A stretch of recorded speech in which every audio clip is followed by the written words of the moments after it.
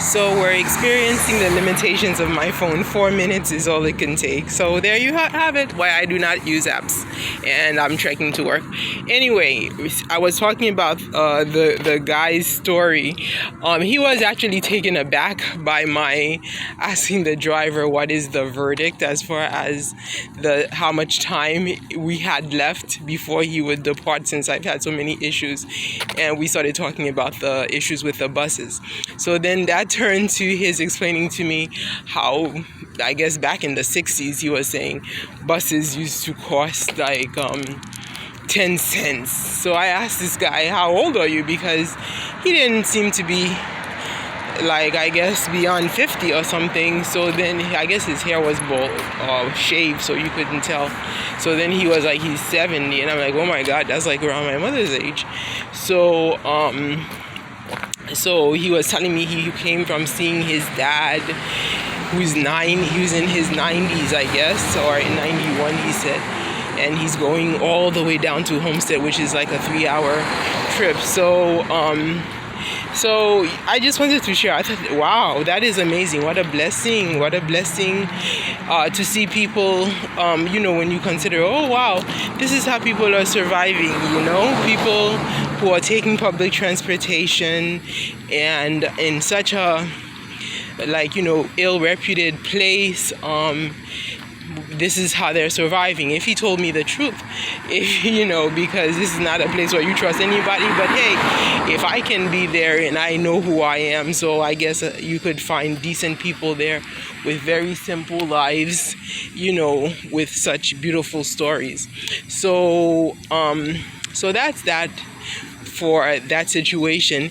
And another positive thing that was on a positive note, finding a person to share their stories that seemed to be like a blessing, parents in their 90s coming to see the dad and traveling 3 hours down south, supposedly, if that is the story, and we're gonna just give the person the benefit of a doubt. So now, and on my way, so the bus driver did take 5 minutes as he had promised, and got on the bus, and I got this phone call. Another positive thing, guys, this is about a black woman surviving in racist America. And when you say racist, I'm not talking about black and white. I'm talking about particularly black, and black is the racism that I have encountered. So on the bus, I get this phone call, which I miss because my phone doesn't ring. My phone is like so special. So I get this phone call, and it's a friend of mine who, how would I say? I met this lady actually in the laboratory situation when I was on an internship, and she trained me, and she happens to be Haitian, and that was actually one of the changing moments in my life where she became like a sister to me. It's a long story how that happened, but one day doing the training, she started telling me her story, getting shot in Haiti and all kinds of crazy stuff, and how she came here out of an emergency, I guess a helicopter, due to her getting shot. They had to fly her over from the hospital where she was getting treatment to come and get her life saved here at Jackson.